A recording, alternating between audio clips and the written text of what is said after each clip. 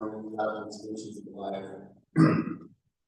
So we can definitely take instruction from the minor.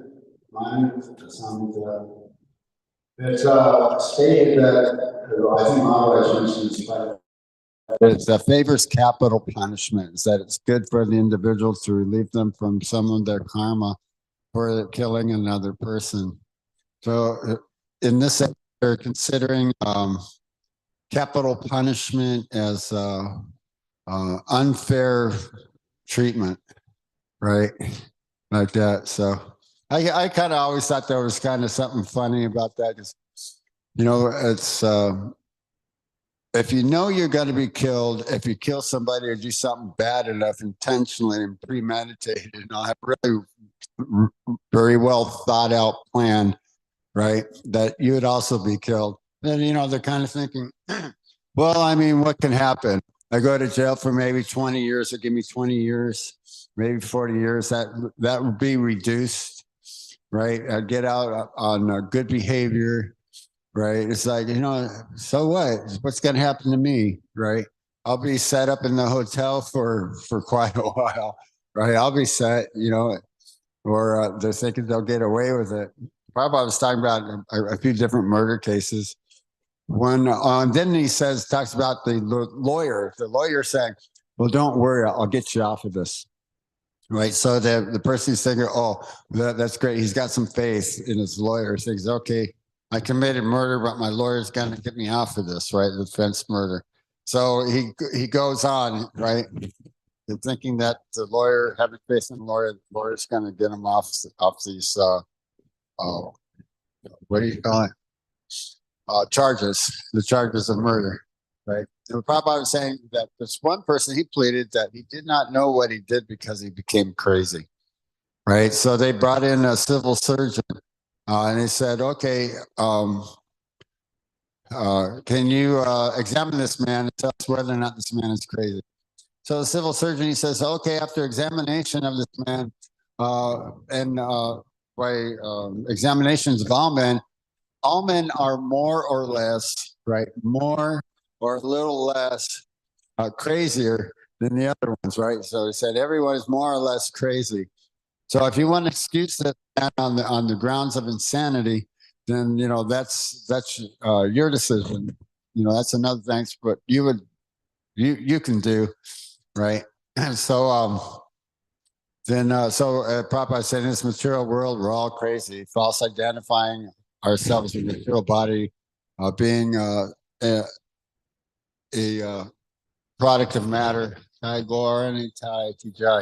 This specific identity that we have got, this Maya identity in this lifetime, without any knowledge of our past lives or future lives, just going through the motions of karma, being governed by karma, pious karma and impious karma, the karma from many millions of lifetimes in this material world, all going on in a seamless presentation that we think that everything is just right and right, but no one wants miseries, and the happiness and miseries both come of their own accord. So Krishna is telling Arjuna to be equal and equanimity, because you're going to get your distresses and you're going to get your happinesses too. So don't be aggrieved when it happens. You're totally suffering. I'm saying, why is this happening to me? Why is this happening to me? We know, well, this is Krishna's mercy. This is due to my karma. I don't know what it did, but it must have been really bad. I've been in the material world a long time. And my last lives must have been really hellish. Kind of a demon was I. So we're saying, well, by the grace of our spiritual master in this life, we have the opportunity to engage in devotional service. So that's what the Vedas direct towards. Krishna says that is he who is to be known by all the Vedas. Was it Samavit, Samakrit, Veda, Vedesham, like that? So Srila Vyasadeva, he was feeling incomplete. He had just compiled voluminous knowledge, the entire Vedanta, and that's all the Shrutis and Shrutis, Smritis and Upanishads and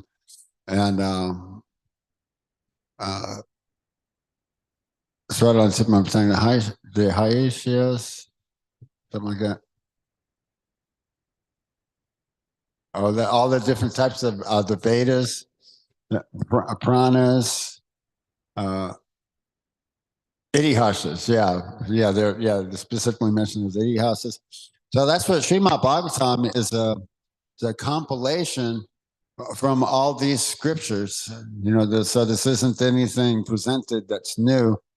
In fact, from what I understand, is that the pastime of Prahlad Maharaj and Shingadev, it actually took place in another day of Brahma and another creation in another universe, right? And it's a very, very favorite uh, pastime of all the demigods and all the devotees. This pastime is specifically favored. Prabhupada was talking about this. He was the description. I believe it's in Srila Prabhupada Leelananda. He's standing in front of the temple.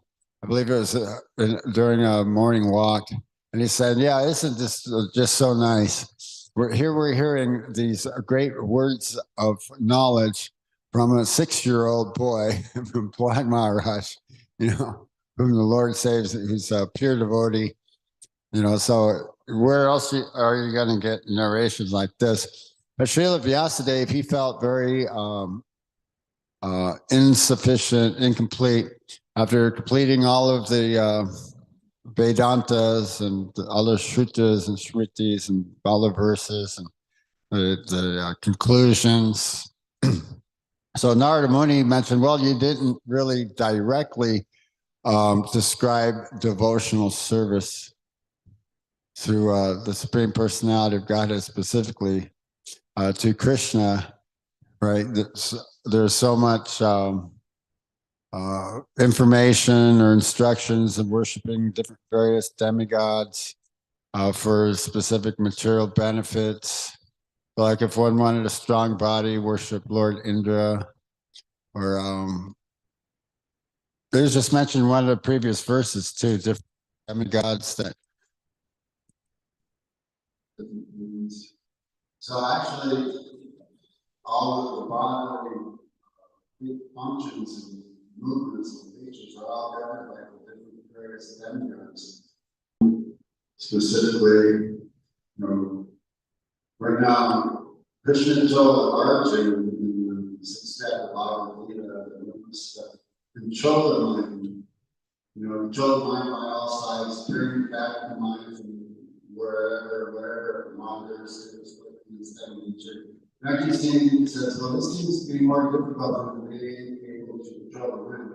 And Prabhupada said, the wind is a hurricane.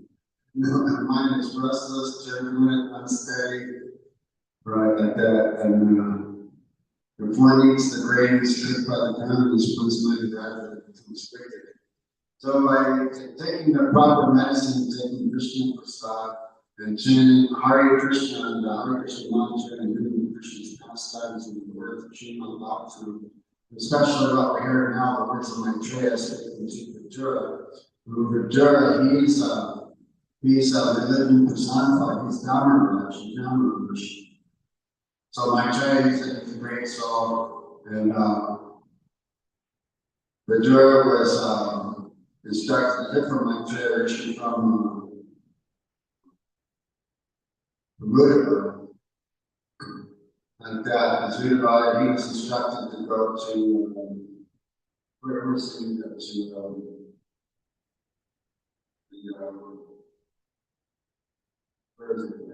same places. He was instructed to go to Kursaka, right? Yeah. And that way he can remain always in touch with his 3% data. 3% data is not leaving. So